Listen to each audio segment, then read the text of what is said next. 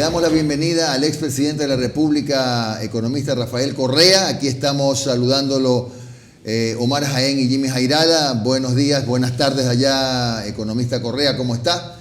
Y nuestra primera consulta para comenzar, ¿cómo recibió usted la noticia de que ayer en una sesión ordinaria, a las 3 de la tarde, bueno, ¿cómo recibió usted la noticia de que ayer en sesión ordinaria el CNE reformó un reglamento y esa reforma va a impedir, a juzgar por lo que hemos leído, que usted pueda inscribirse si no hubiera sentencia ejecutoriada como candidato a la vicepresidencia? Bueno, están haciendo lo imposible para evitar mi participación, pero esto no es cuestión mía, es cuestión de todo un pueblo. Si el pueblo ecuatoriano mira indiferente esto, quiere decir que lo acepta, ¿no? No está robándole la libertad de elegir a Rafael Correa. Y créame que a mí no sé incluso si me hace un daño, porque regresar al país con mi familia acá, en esta situación tan dura, de tanto odio, tanto peligro, es muy complicado. Pero debemos estar donde somos necesarios y no podemos permitir la destrucción del país. Entonces, si miran con indiferencia todo esto, es que tal vez desean que siga esta situación y no volver a tanta prosperidad como el 2007-2017. Ya la respuesta, la solución, está en manos del pueblo ecuatoriano, pero es impresentable, es impresentable.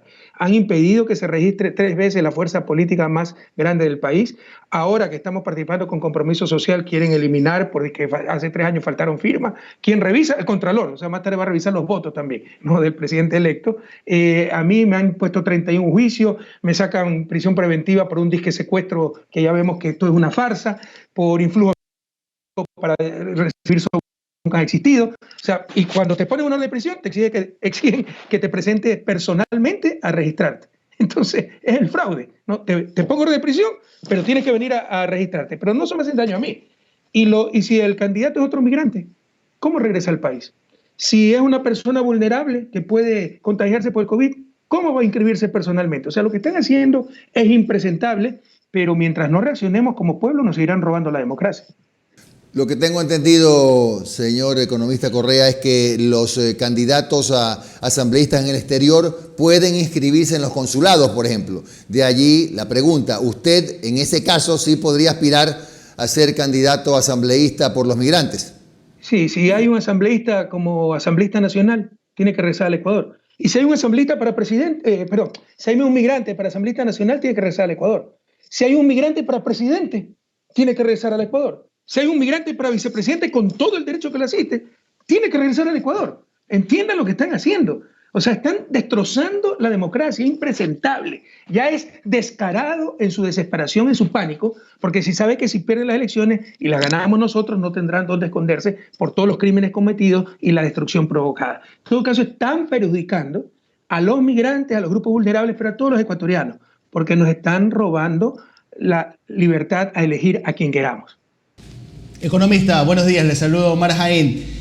Al parecer esta no es la primera intención que hay desde el Consejo Nacional Electoral. En este espacio, el prefecto de la SUAY, Paul Carrasco, el exprefecto, perdón, y presidente del movimiento Juntos Podemos, reveló que recibió una llamada del vocal del CNE, Luis Verde Soto, para que apoyara un aplazamiento del calendario electoral para darle tiempo, entre comillas, al tribunal del caso denominado como sobornos para que emita o dicte una sentencia en su contra. Desde la organización política a la que usted pertenece, desde la lista 5 de Fuerza Compromiso, ¿qué se está haciendo para intentar investigar esta situación? Lo posible, pero estamos ante una dictadura y tal vez nos llevaron a una situación terrible, no solo en lo material, la tragedia que vive el país, los muertos, la crisis económica, sino en lo moral, en lo ético. Ya perdimos nuestra capacidad de asombro.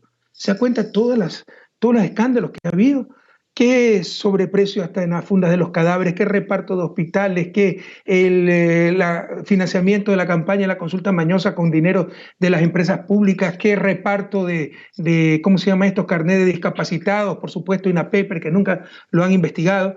Ahora un consejero llama a dirigentes políticos para pedir que se retrasen las elecciones. Fíjense la contradicción.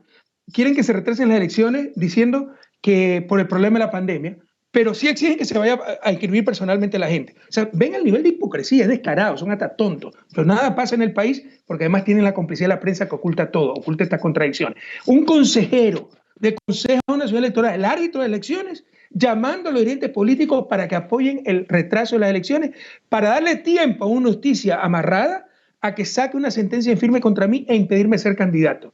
Imagínense por un instante si eso hubiera pasado en mi gobierno. Imagínense cuáles serían los titulares todos los días. Imagínense por un instante si hubiera metido preso a mi vicepresidente porque denunció mi corrupción. Imagínense si hubiera proscrito al principal partido de oposición, que es el Partido Social Cristiano, para impedirle participar en elecciones. Pero como es contra Correa, como es contra el progresismo, como es contra el futuro, contra la justicia, contra el bien común, no pasa nada, porque los poderes de siempre garantizan su espacio.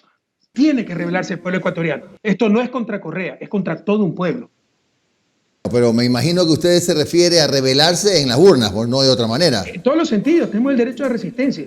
Y si no hubiera habido tanta indolencia y tanta trampa, tú me preguntabas, ¿qué está haciendo Compromiso Social? ¿Qué podemos hacer? Si Consejo Nacional Electoral se lo han repartido cual botín entre piratas, son actores políticos, no son jueces electorales. Tribunal Contencioso Electoral, lo mismo, peor todavía. Corte Constitucional, tú sabes lo que es esa Corte Constitucional. No le dicen, párese cabeza, Moreno, se pare cabeza. La fiscal, puesta por Moreno, reconocida por el propio Roldán, y obviamente obra de Trujillo. Lo mismo la presidenta del Consejo de Judicatura y todos los jueces que los han reemplazado.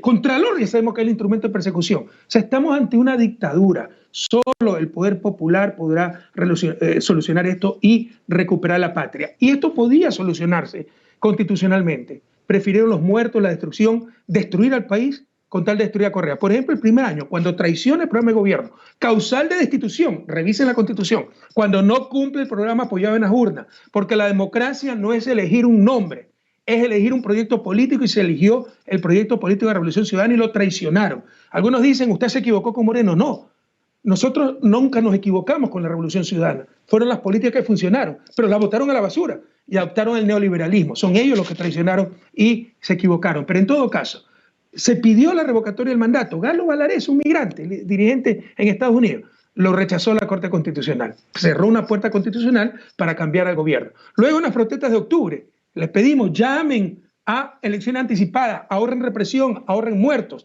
Para eso es la muerte cruzada o elecciones anticipadas, para evitar caos social, cuando hay caos social, político, evitar muerte, represión. Prefirieron 11 muertos, 2 semanas de caos, 1.300 heridos, 1.200 detenidos, pero mantener a su títere para que siga destruyendo a Correa. Ahora vemos la tragedia del país y lloramos lágrimas de sangre. Entonces, esto se pudo solucionar constitucionalmente, pero créanme, les importa un comino el país, solo les importa mantener sus espacios de poder, y para eso saben que tienen que eliminar a Correa políticamente y de todas las formas, porque si pueden meterme un balazo me lo pego. Economista Correa, hace pocas horas el gobierno ha anunciado a través de su ministro de Economía, Richard Martínez, que ha renegociado un tramo de la deuda con los tenedores, que le va a significar un importante ahorro al país, un alivio económico al país. ¿Usted ya revisó los términos de ese acuerdo? Todavía ¿O preacuerdo? Todavía no existe. Son las versiones de prensa, hay que ver si es realidad, y en buena hora si es realidad. Es posible, porque los mercados, como nadie está pagando deuda, con tal de que alguien diga, le pago después, sacrifico lo que sea, le voy a vender esto, después las privatizaciones, aceptan cualquier propuesta. Pero vamos a ver en qué términos se ha renegociado esa deuda. Pero eso es lo que había que hacer. Se lo dio el primer momento. Y la mejor manera de negociar es decir, no pago, flexibilízame los términos o condóname parte de la deuda. Estos señores pagaron 1.300 millones en marzo cuando el país se caía en pedazos. Ojalá que pese a eso, o gracias a eso, como quiera decirlo, yo creo que pese a eso, hayan flexibilizado un tramo de deuda, pero todavía no se conocen los detalles. Economista, ¿me podría recordar las cifras que ustedes manejan de en cuánto dejó su administración la deuda? Porque ayer, por ejemplo, en esta rueda de prensa que dio Richard Martínez con Juan Sebastián Roldán, publicaron una diapositiva en donde decía que la deuda total, al momento, asciende a 58.418 millones de dólares. ¿Podríamos sacar las conclusiones de en cuánto se sumó la deuda externa en esta administración y cuánto dejó usted? Bueno, pero eso ya es suficiente para demostrar cómo mintieron. Acuérdese que hace 3 años decía Moreno que le habíamos dejado en 70.000 millones la deuda y lo sigue repitiendo. Es decir, con todo lo que han prestado, en lugar de aumentar, ha disminuido. ¿Quién puede creer eso? Están reconociendo que mintieron. Si ayer ha dicho eso, Roldán y el otro Martínez, 58.000 millones, ya es evidente que han mentido 3 años. Ojalá hagamos la pausa como en el fútbol, oyentes. Ya es evidente lo que siempre le dijimos. Están mintiendo. Recuerden ustedes que hace 3 años hicieron hasta una comisión, dijeron que la deuda era 60.000, 70.000 millones de dólares. 3 años después resulta que es 58.000 millones. Pero en realidad aquí están las cifras oficiales. Pero estas son cifras del Ministerio de Finanzas. Basta entrar a la página web. Diciembre de 2016, deuda total y agregada, que no es lo correcto, hay que netear lo que se llama deuda consolidada. Esto significa que si el municipio A le debe al B 100 y el B al A 50, se suma 150, cuando en verdad se debe 50 y al interior, eso ni siquiera se cuenta en el sector público, se cuenta lo que debe el sector público al sector privado y al sector externo. Pero usemos ese método que está equivocado, no es lo que dice el manual del Fondo Monetario. Con este método agregado, equivocado, ¿ya? La deuda total pública en 2016 era 38.136 millones de dólares. Aquí lo tienen. 38% del PIB, lo hemos puesto hasta en rojo. Dijeron que era 60% del PIB. Y con eso nos han engañado 3 años para meternos paquetazos, para privatizar hasta la camisa, para reducir el tamaño del Estado, para votar funcionarios públicos, para esconder su incapacidad y decir que no tenían la mesa servida. Deuda externa es muy importante. Perdóname, Omar. Sí. Esto es importante. Deuda externa es lo más importante. ¿Por qué? Porque son dólares que salen. Si yo le presto al IES 1.000 y le pago 1.000 más 8% al final del año, es un gran negocio para el gobierno y para el IES. Y la plata queda adentro, pues. Sigue dando vueltas. Deuda externa sale del país esa. Bueno, estos genios cortaron la deuda interna, la fuente de deuda interna, y hay Banco Central, que son las principales fuentes. O sea, es estúpido, ¿no? Y se endeudan solo con deuda externa.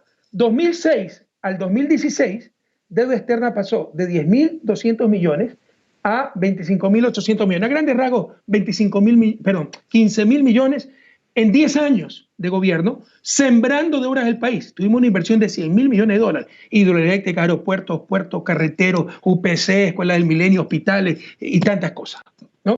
Entonces, 15.000 millones en 10 años de deuda externa, sembrando deudas del país. En 3 años, este gobierno se endeuda en 15.000 millones más. Aquí están, de 25.000 a 40.000. Y ahora es más. Ahora está como esto, por lo menos en 45.000, 20.000 millones más. Y no ha hecho ni un poste alumbrado público. ¿Para qué ha servido este endeudamiento? Y lo pueden ver en otros países, si aquí no hay misterio. En Argentina, el Fondo Monetario dio 60.000 millones a Macri. El pueblo argentino quedó endeudado y no quedó un centavo en economía porque por otro lado sacaron 70.000 millones de dólares las oligarquías argentinas. Esto ha servido, estos 15.000 millones en 3 años, nosotros 15.000 millones en 10 años para sembrar de obras del país. Estos 15.000 millones en 3 años sin ninguna obra ha servido solo para financiar la fuga de capitales. Esa es la realidad. Y a 2019 teníamos 50% de deuda y este año ya ha aumentado 8% más, 58%. Bueno, perdón, 58.000 millones me dijiste, será unos 55%. Pero demuestra cómo mintió Moreno, cómo ha mentido la prensa, los pseudo analistas estos 3 años, en que ha sostenido que hace 3 años dejamos al país con 70.000 millones de deuda. ¿O me equivoco? ¿No fue eso lo que dieron? Economista, una consulta. ¿Y qué le responde a sus críticos que dicen que usted consiguió deuda cara y a pocos años de plazo? Que dicen cualquier tontería. Revise el promedio, no tengo aquí los datos, pero se lo puedo conseguir con todo gusto. Y por favor, se lo mando y si tiene la gentileza, el día de mañana lo presenta a la audiencia. El promedio, el costo promedio en esta deuda fue más bajo que el de ahora. Pero eso no lo dice. Es más bajo. A tal punto, acuérdense cómo satanizaron la deuda con China. Ahora están de rodillas volviendo a China. Resulta que no les es tan malo. ¿Cómo hablaron tonterías, por favor? Han dicho 18.000 millones de créditos con China. El total de crédito, pero el saldo fue máximo 8.000 millones. Preventas petroleras que habíamos dejado hipotecado el petróleo.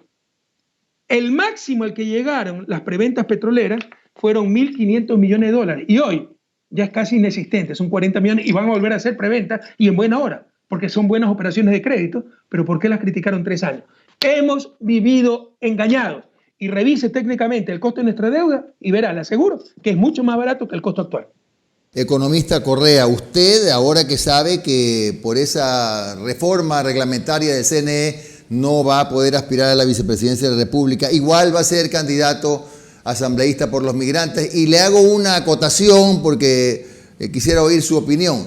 Hay quienes dicen que si usted se inscribe como candidato, como corresponde en el consulado, si durante el periodo de impugnaciones, etcétera, antes de que se realice la elección, aparece una sentencia ejecutoriada, vamos a ponernos en ese escenario figurado, ¿puede ser desconocida su candidatura aún habiendo sido inscrita antes?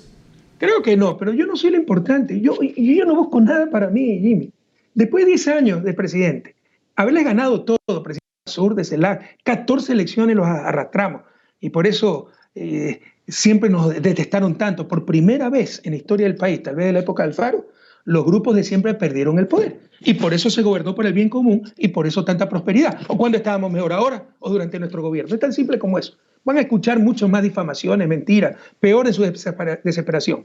Con calma, con serenidad, solo preguntes, ¿cuándo estábamos mejor? ¿En la tragedia actual o con el gobierno de Correa? Si es con el gobierno de Correa, pues hay que apoyar que regresen esas políticas. Lo importante no soy yo. A mí no me interesa mi futuro político. Nunca me ha gustado victimizarme, pero créeme que ahora sería muy complicado a nivel personal y familiar regresar al país. Lo haría de ser necesario, pero me costaría bastante, me complicaría. Yo aquí, si no hubiera la destrucción de mi patria, la persecución brutal, que claro, altera la vida, tendría una vida muy tranquila, muy feliz. Yo aquí ando en bicicleta, ¿no? Voy de compras a todos lados, nadie me conoce, la maravilla, disfrutar los deleites de la vida cotidiana, de la vida normal, que uno la pierde cuando es presidente. Eso es lo que siempre he buscado. Yo no he sido una persona de ambiciones, no me importa el poder, nunca me ha interesado el dinero. Pero esas cosas, esto sí me costaría esta vez. Entonces a mí no me están haciendo el daño. Yo, si regreso, es porque mi presencia aumentaría las probabilidades de victoria para recuperar la patria, porque nadie se engañe. Vuelve a ganar Sonneholz, como se llama, Lazo, los socialcristianos, y acaban con saquear el país. Es el último clavo al ataúd. Tenemos que ganar esas elecciones y recuperar la patria para todas y todos, clase media, la gran mayoría. Entonces, yo no soy lo importante. Y tú estás diciendo, ¿qué pasa si hay una sentencia firme? ¿Y qué pasa si se le derrumban los casos? Porque todo es político, ¿eh? Y puede haber sorpresa en los próximos días. Vamos a ver.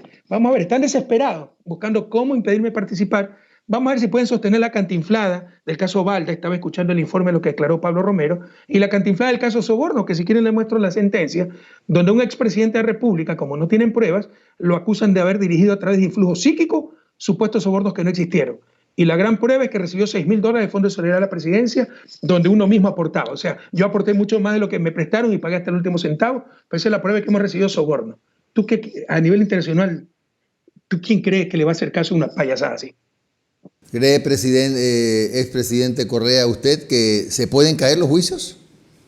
O sea, Porque lo escuché optimista. No, no soy optimista, soy realista, pero esto no es judicial, es político. Esta gente, los jueces, lastimosamente, sometidos al poder político, al poder mediático, ven que se derrumba este títere y probablemente actúen en derecho, finalmente, porque a nivel de derecho, o sea, esos juicios, ni el de Balda, el secuestro más rentable de la historia de la humanidad, de 40 minutos, o sea, por Dios, el caso Restrepo parece nada, la de Balda, ya basta jugar así con la decencia, ¿no? El caso Soborno, nadie ha aceptado soborno. No han existido, ningún empresario lo ha dicho, no han probado absolutamente nada.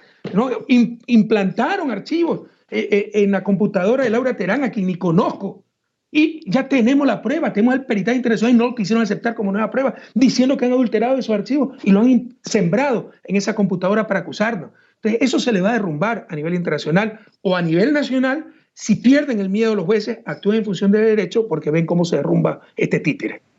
Economista Correa, en 7 minutos está anunciada una cadena nacional que se pasará pues por radio, televisión, este es un medio digital, en la que va a intervenir el vicepresidente Otto Sonnenhorstner y se da por descontado que va a presentar su renuncia.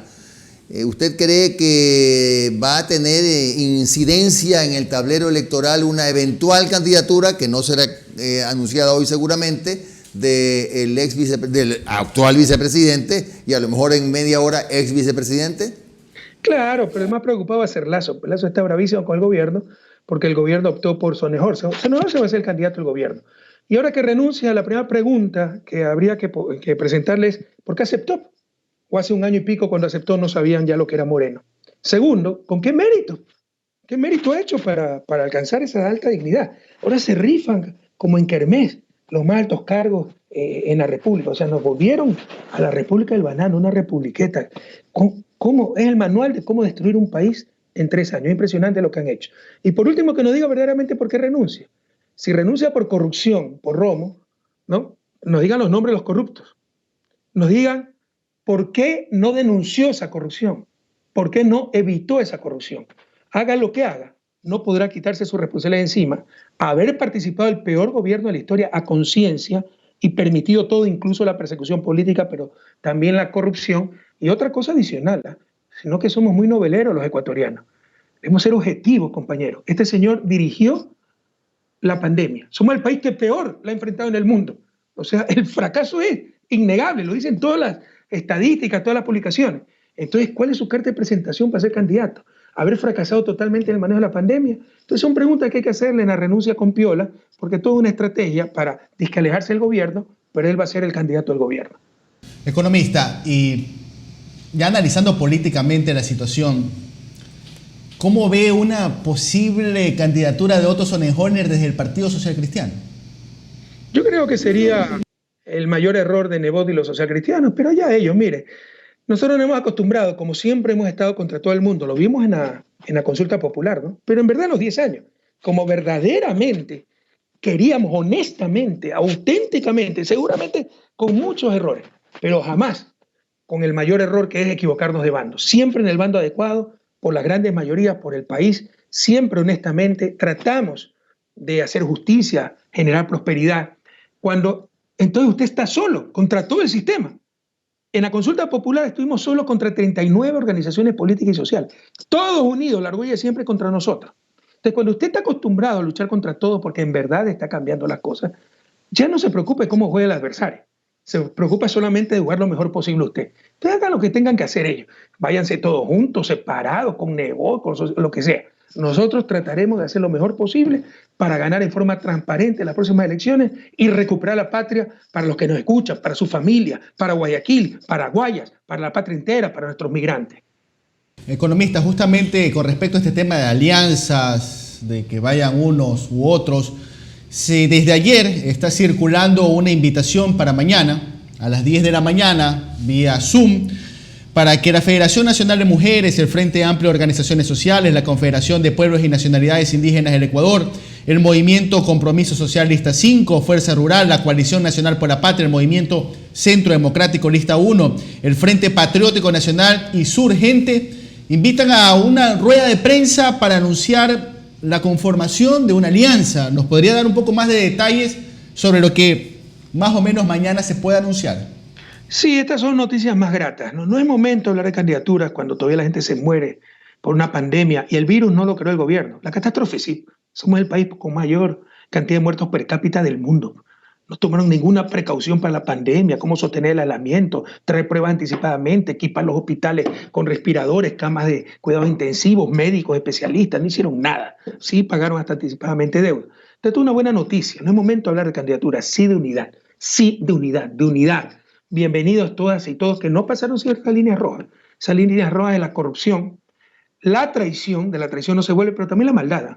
Algunos hablan de corrupción, corrupción. Hitler no era corrupto, pero era un tipo malvado. Incluso la maldad es peor que la corrupción. Y ahora hay malvados corruptos, y esos abundan en el gobierno, esos son los peores. Pero cuidado, este gobierno también ha estado lleno, la prensa, los niveles políticos, de gente malvada, que no le ha importado meter preso a gente que saben que es inocente, que saben que tienen un patrimonio absolutamente limitado, con tal de ganar políticamente. O sea, no tiene límite ni escrúpulos. Pero en todo caso, bienvenidos todas y todos, incluso los que creyeron 3 años de difamación, para rescatar, recuperar la patria. En esa invitación se han filtrado algunos errores porque hay que trabajar por internet y todas estas cosas. Por ejemplo, no es la Confederación Nacional de Pueblos y Nacionalidades Indígenas, esa es la CONAI, es la Confederación de Pueblos y Organizaciones Indígenas Campesinas del Ecuador, que era la anterior Federación Ecuatoriana de Indígenas, que es la organización más antigua e histórica, la de Dolores Cacuango, Tránsito Amaguaña, etcétera, ¿no? Entonces, sí, se ha estado trabajando en unidad. Tenemos muchísimas organizaciones, les pido disculpas a todo lo que no se ha podido atender. Hemos elegido en principio 8 organizaciones nacionales, hay otras más, ¿no? Que querían participar nacionales, pero no tuvimos tiempo de verificar, los recursos son muy escasos.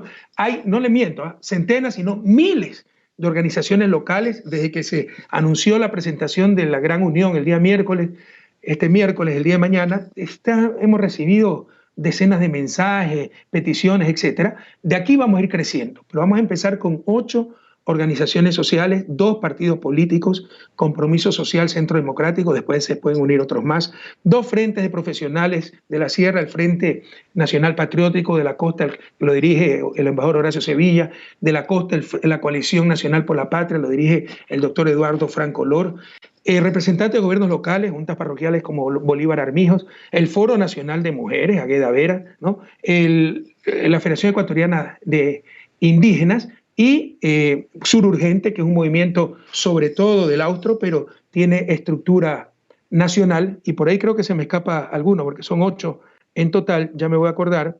Déjeme ver, bueno, ya me voy a acordar, pero mañana se va a presentar, le hemos llamado la Unión por la Esperanza, porque es momento de estar indignados, pero también con esperanza, si no nos habrán derrotado.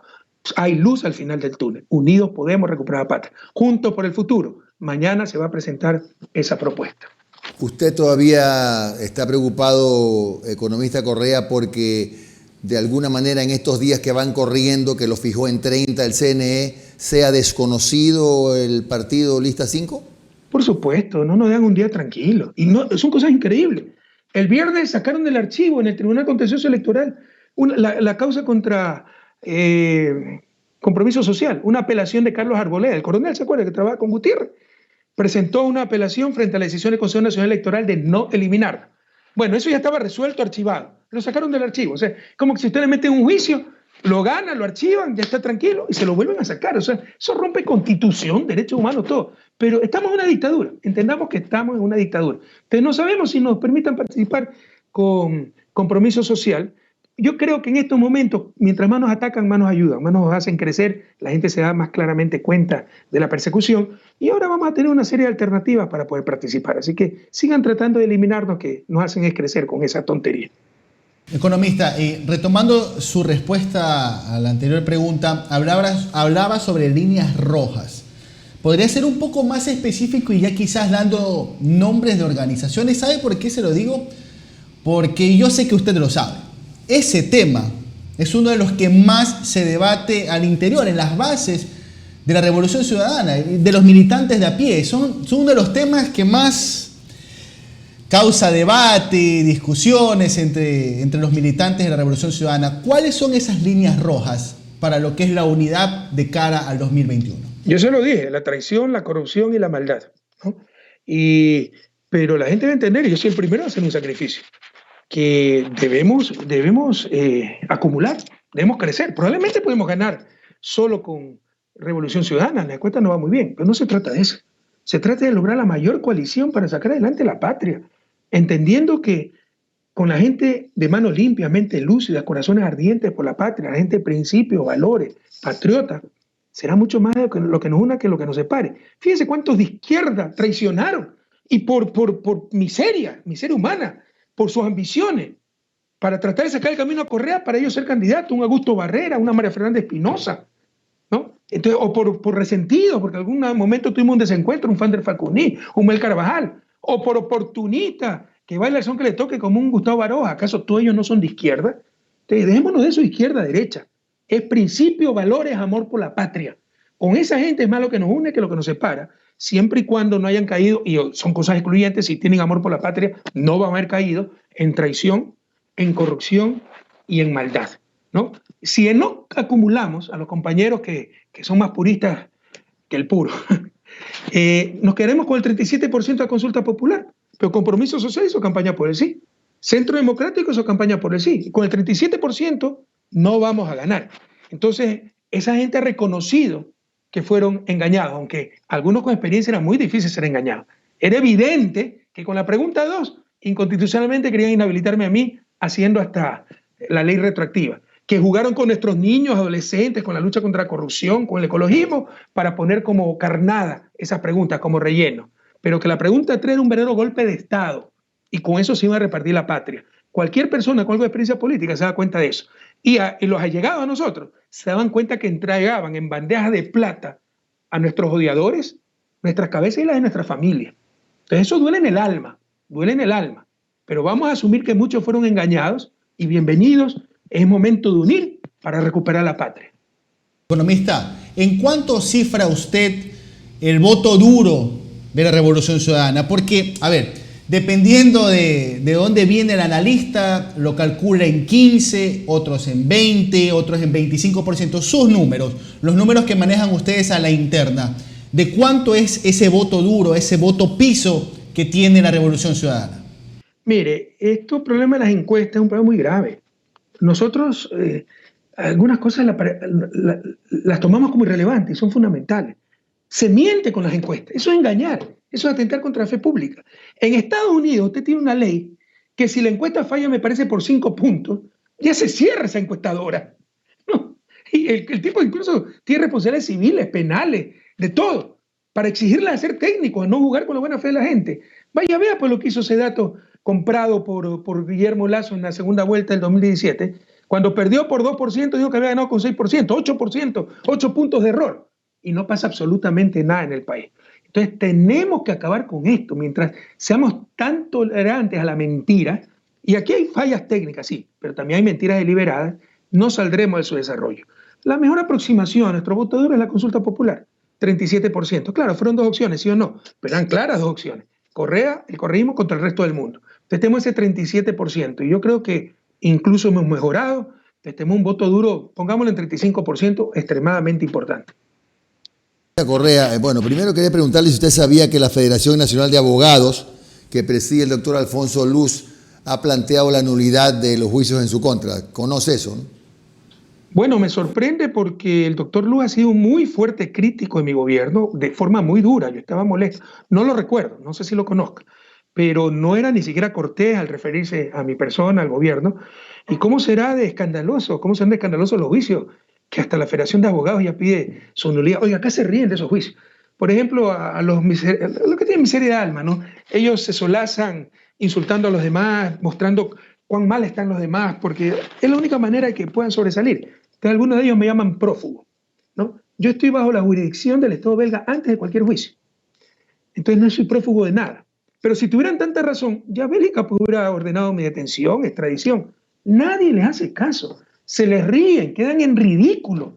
Han destrozado el prestigio del país. Entonces, los abogados sensatos, serios, profesionales, patriotas, no van a aceptar esto por odio que le tengan a Correa, ni animadversión justificada e injustificada. Entonces, en buena hora, no lo he sabido. Si ha hecho eso la Federación de Abogados, ojalá reaccionen muchos más sectores, porque aquí, de esta persecución, de la destrucción de la patria, los grandes ausentes ha sido la academia. ¿Qué ha dicho la universidad?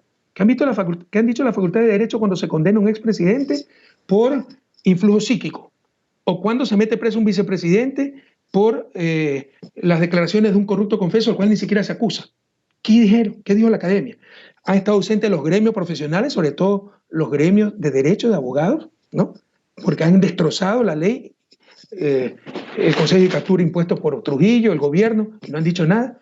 Y han estado ausentes también sectores con los que yo confiaba mucho, o tenía mucha esperanza, como la Iglesia.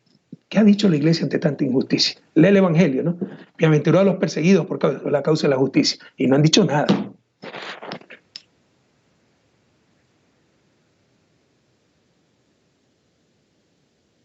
Colaboradores han destruido el Ecuador. Si le toca a el movimiento que usted preside llegar a la presidencia de la República y se enfrenta a esta crisis que significa pues 400.000 empleos perdidos que se proyectan de aquí hasta finales de año, 12 o 13 mil millones de dólares de déficit y una situación en los mercados internacionales compleja, etcétera. ¿Usted tiene, o su partido, o el movimiento, o el grupo que se va a unir mañana, tiene la varita mágica para sacarnos de la crisis? La gente quiere saber eso, ¿no? ¿Cómo hace para llevar un plato de comida mañana a su casa? Nadie tiene la varita mágica. El daño es demasiado grande. Y el que le diga eso es un mentiroso. Y alguien dirá, sí, el daño es internacional. Sí, el mundo va a caer en un bache. Nosotros vamos a un precipicio con este gobierno. Esa es la diferencia. Y cuando vengan payasos como Lasso, ¿no?, a decir que en 100 minutos toman las medidas para resolver todo, por favor, no voten por nosotros si quieren, pero rechácenlo con toda su fuerza en la urna. Ya basta de jugar tanto con nuestra familia, con nuestra inteligencia, con la esperanza de todo un pueblo. Y además el cinismo, ¿no? Porque el tipo ha cogobernado con Moreno. Entonces, si sus políticas funcionaran, no deberíamos estar en la situación que estamos. No hay solución mágica. Sí hay luz al final del túnel. Ya pasamos momentos durísimos en el 2007. La memoria es frágil. Recuerde que yo sí no recibí la mesa servida. Recibí un país con apagones, sin carreteras, sin seguridad, sin institucionalidad. Acuérdense lo que era la AGD, no se habían cobrado las cuentas de los banqueros, todos los edificios vacíos, botados, el Banco Central dueño repleto de cuadros, bienes inmuebles, de las bancas quebradas, no se le había incautado las empresas a los banqueros corruptos y deudores al Estado. Acuérdense de todo eso, ¿no? Lo que eran los servicios públicos, el registro civil, Pacifitel. La memoria es bastante frágil y salimos adelante. Acuérdense la migración y la gente empezó a regresar. Luego en el 2016 se nos derrumba el precio del petróleo a menos de $20, tenemos un terremoto de casi 8 en la escala Richter y mire cómo salimos adelante, ¿no? Hay luz al final del túnel. El que le diga que tiene la varita mágica sin costo es un mentiroso, pero ese costo que lo paguen los más ricos, no los más pobres. Y este gobierno no ha cobrado un solo centavo, a los más ricos. No ha cobrado un centavo en utilidad de los bancos que rompieron utilidades el año 2019 cuando la economía prácticamente no creció. Entonces, no vamos a salir de esta sin costo, pero el costo que lo paguen los que más tienen, no los que menos tienen. De ahí viene la parte técnica, la parte técnica refleja lo político. ¿Por qué no cobran ni un centavo a los banqueros? Porque son los banqueros que gobiernan. ¿Por qué no han puesto un centavo de aranceles para proteger la producción nacional, generar ingreso para el fisco? Porque los que gobiernan son los importadores.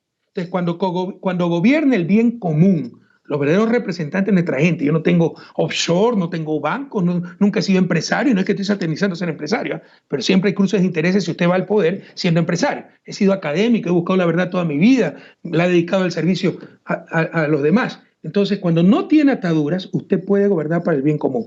Más que técnico es política la solución, pero técnica podemos hablar y largo. Un programa realmente de reactivación donde el principio sagrado sea proteger producción, empleo y empresas nacionales.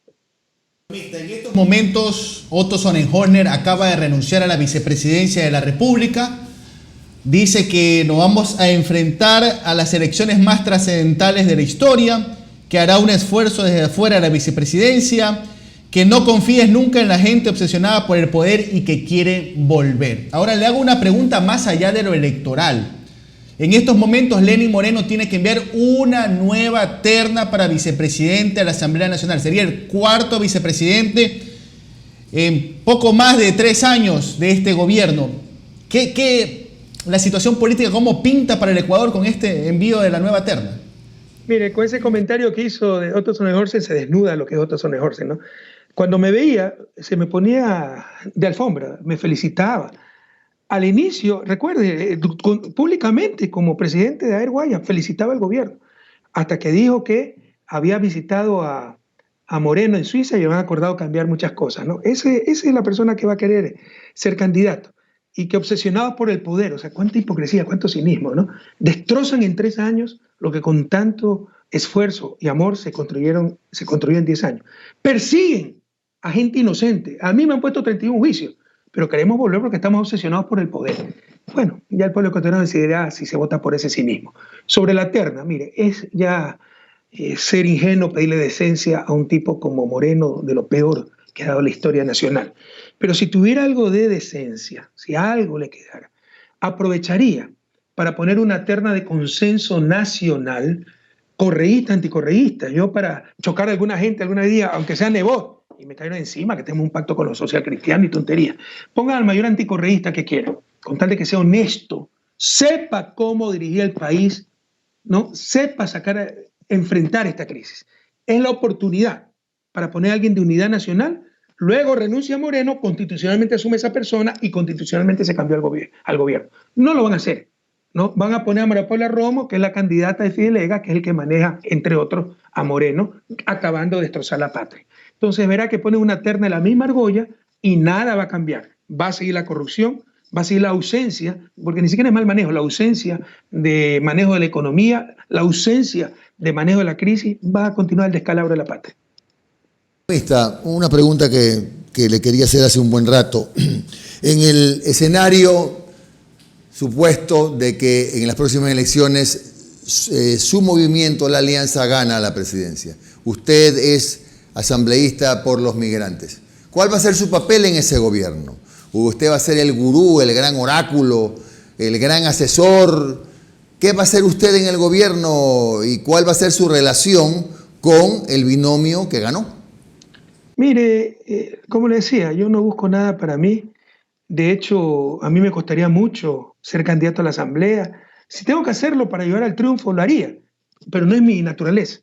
O sea, yo no me veo aguantando 10 horas, 12 horas de discurso vacío, de gente que solo quiere salir en una foto, hablando mucho para decir nada. Yo soy un ejecutor, me gusta ejecutar, me gusta ayudar a la gente, me gusta construir, me gusta planificar, ¿no? Entonces, pero bueno, no siempre uno tiene que estar en lo que desea, sino donde más útil es.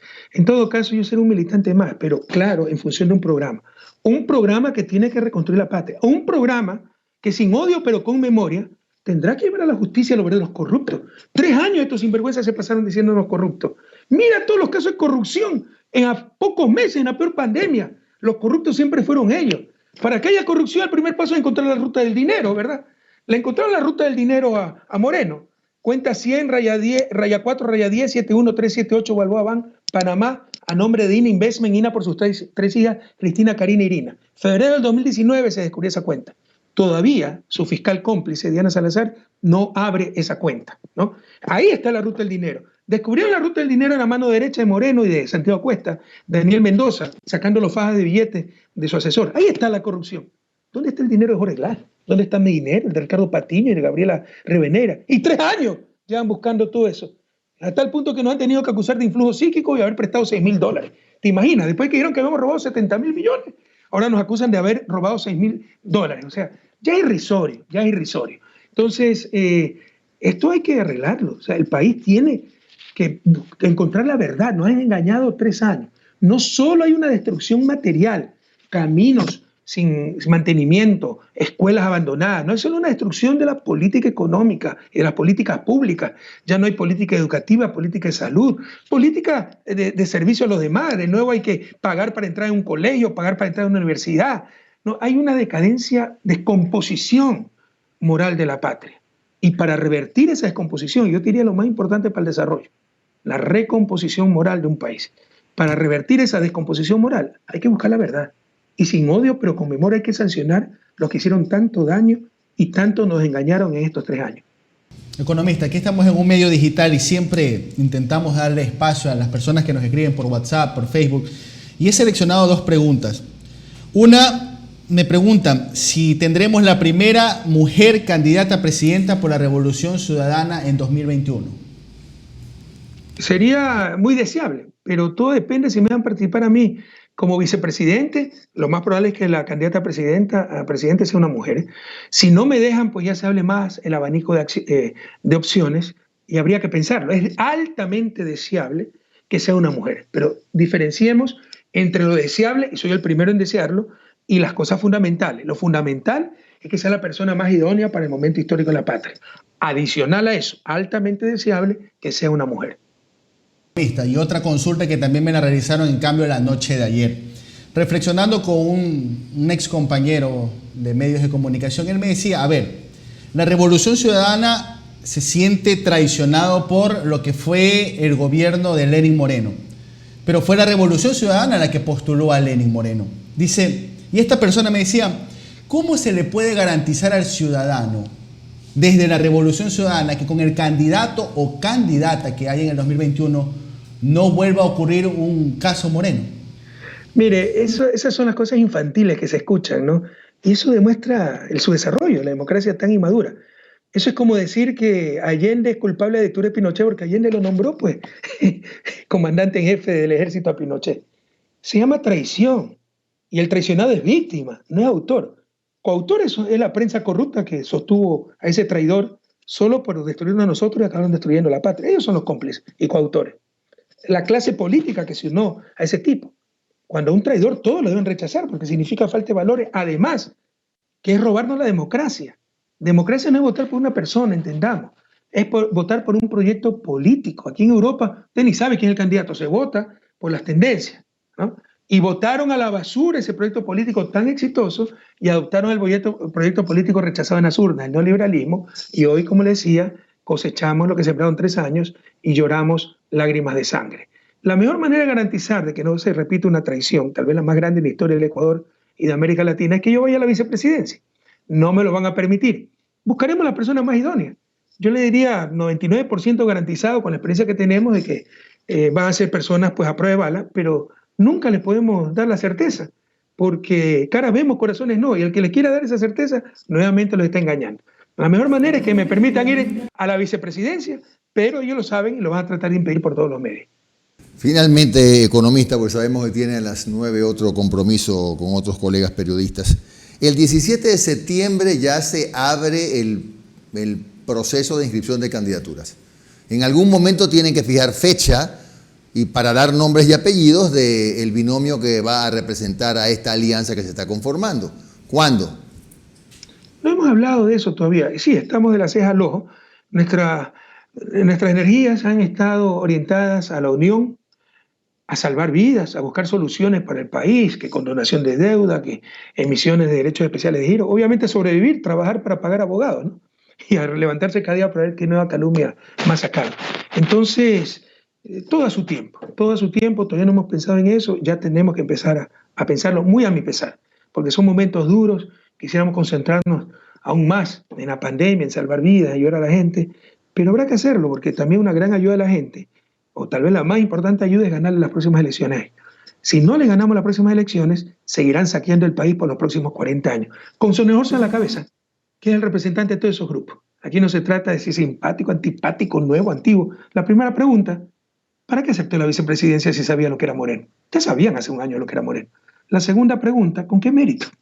Porque se creen predestinados por ser de Alcurnia. Bueno, ya la gente decidirá. La pregunta del millón, esta sí es realmente la última.